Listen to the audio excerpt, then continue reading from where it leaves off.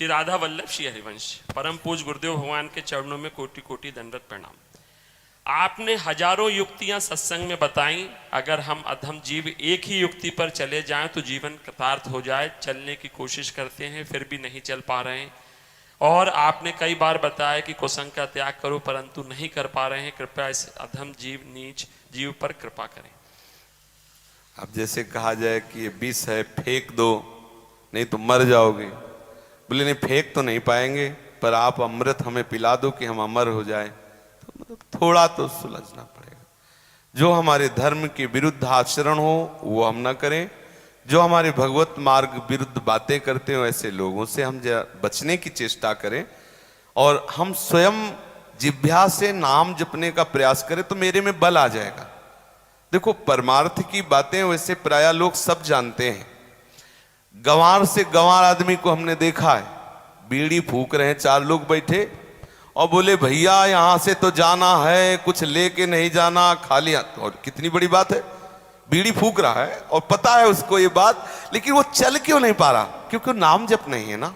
ज्ञान तो सबके अंदर है। आप अगर किसी से भी उपदेश सुनना चाहो तो मुझे लगता है जितने बैठे हैं इसमें सब पूरा आपको भगवत प्राप्ति का उपाय सब कोई बता देगा। पूछ लो, किसी से भी पूछ लो, सबको ज्ञान है। मैं मतलब एक साधारण जीव से लेकर ब्रह्म प्राप्ति तक की स्थितियां आपको वर्णन करने वाले मिल जाएंगे, लेकिन उनके पलट करके जीवनी को देखो तो 0/0 मिलेगा, क्योंकि भजन बल नहीं है। ये भजन बल से होता है। जितना आप भजन करेंगे आप में दिव्य शक्ति का संचार होगा और आप परमार्थ की ऊंचाइयों पर चढ़ेंगे। भजन के बिना सिर्फ बातें बातें हैं, परयो प्रवाह काल के कदापि छूटी है नहीं। श्री व्यास नंद नाम जो प्रतीति सो न रटहि, श्री सेवक जी महाराज ने कहा। विश्वास करके यदि नाम जप नहीं करोगे तो केवल बातें बातें होंगी, काल के प्रवाह से आप नहीं बच सकते। श्री हरिवंश नाम बल लहो। अगर नाम बल है तो आप आज से नहीं करूंगा, तो अब इसकी सामर्थ्य आपको कौन दे? नाम जब करोगे तो आपके हृदय में सामर्थ्य नहीं। एक बार कह दिया संत सदगुरुदेव के सामने कि ऐसा नहीं करूंगा, तो चाहे प्राण निकल जाए मैं ऐसा नहीं करूंगा। ये बल उसी में आएगा जो भजन करता है। नहीं कहेगा हम तो हजारों बार कसम खाते हैं, लेकिन जब है ही नहीं मसाला तो कसम खाने की क्या है? जबान से कसम खा रहे हो, अंदर तो पावर है ही नहीं ना, भजन बल नहीं तो एक बार जो कह दिया प्राण निकल जाए, लेकिन दूसरी वो चाल नहीं चल सकता। भूल न दे कुमारक पाऊं।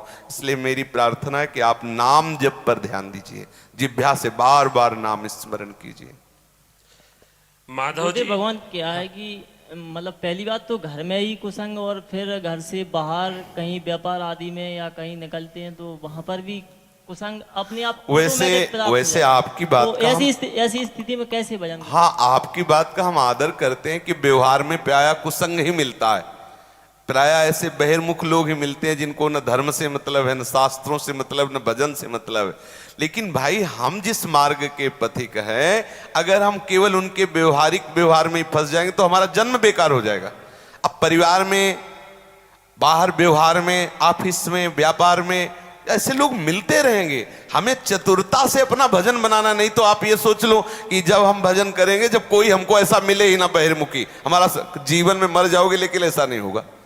भगवान की माया ऐसी विचित्र, बड़ी विचित्र माया। देखो, अपने किसी से कोई मतलब नहीं रखना। जब ये नियम ले लो तब भी वो आपके सामने आएंगे, वो ऐसा फांस के आपको हिलाएंगे कि आपको लगेगा बेमतलब हमें क्यों पीट रहे हो भाई, हमें आपसे मतलब नहीं। वो आएंगे, आपके पैर छुएंगे, मित्र बनाएंगे, इसके बाद जूता चलाएंगे। बहुत विचित्र भगवान की माया। आपको सावधान रहना है, हमारा भजन न छूटे, यही हमारी चतुरता है। माया हर वो उपाय करेगी जिससे तुम्हारा भजन छूट जाए। आप सोचो कि ऐसी कभी परिस्थिति आवे तो फिर हम भजन करें, तो जीवन में नहीं आएगी, कभी नहीं आएगी, त्रिकाल में नहीं आएगी। ये माया है। ये ऐसे ही नाटक करती, बड़े बड़े सिद्धों के साथ ऐसा नाटक होता रहता है। तो हम क्या करें, हम सुलझे, हम अपने आप में इतना तन्मय रहने की चेष्टा करें, बाहर वाले का प्रभाव न पड़े, चतुराई से रहें। देखो, ठग को देखो, उसको मोबाइल निकालना है ना, उसकी नजर केवल मोबाइल में होती है। वो बातचीत भी करेगा, नमस्कार भी अंजाजता जाता है। राधा वल्लभ जी के दर्शन भी करता है ऐसे कि बड़ा भगत हो, वो देख रहा है कि दर्शन में कौन तन्मय, किसकी जेब में ज्यादा लंबा मोबाइल है। और धीरे से मार देता, कोई जान नहीं पाता। एक संसारिक चोरी करने वाला इतना एकाग्र, तुम नाम जपने वाले इतने एकाग्र नहीं हो, कोई जान न पावे, और धीरे धीरे अंदर ही अंदर स्मरण कर रहे हैं। अच्छा, सबसे ज्यादा कुसंग से जो हमें बचा सकता है वो भाव बचा सकता है। जैसे कोई कितना भी दुष्ट हो, अंदर ये भाव हो कि मेरे भगवान ही है, अब उसके कुसंग का कोई प्रभाव आप पर नहीं पड़ेगा। ये सरल बात है, थोड़ी देर के लिए मन नहीं स्वीकार करेगा, लेकिन बच जाओगे। वो चाहे जितना कुसंग की वार्ता करे, आपके ऊपर रंग नहीं चढ़ेगा, क्योंकि अंदर से जान लो प्रभु आप ही हो ना, कर लो उपद्रव जितना करना है, मैं दीनहीन गरीब कुछ आपसे विरोध तो नहीं कर सकता, अब आप आके हमें गंदा करना चाहते हो, कर लो, आप ही हो। और देखो इसमें रोना आएगा, उस पर गुस्सा नहीं आएगी, इसमें रोना आएगा कि हरि आपके सिवा कोई है नहीं, अब हमें आप परास्त करना चाहते हो, मैं कैसे आगे बढ़ूं। वो बात बल जाएगी, आपका हृदय द्रवित हो जाएगा, आपको रोना आएगा। और अगर ये आया कि ये दुष्ट, तो गुस्सा आ जाएगी। गुस्सा आना या दुष्टता का भाव आना ये हमारे लिए ठीक नहीं। हम सब में भगवत भाव कर कर भजन करें, कभी ऐसी परिस्थिति नहीं आएगी जो भजन के अनुकूल हो। हमें आज की परिस्थिति को भजन के अनुकूल बनाना पड़ेगा, परिस्थिति हमारे अनुकूल नहीं होगी। ऐसे परिस्थिति में तो कभी नहीं हो सकता, कभी नहीं। बहुत विचित्र माया हो, ऐसे फेंकती रहती है जाल। जब अकेले रहते थे तो लगता था अगर कहीं लेटरिन बाथरूम की व्यवस्था, एक छोटा सा कमरा हो तो डट के भजन करेंगे।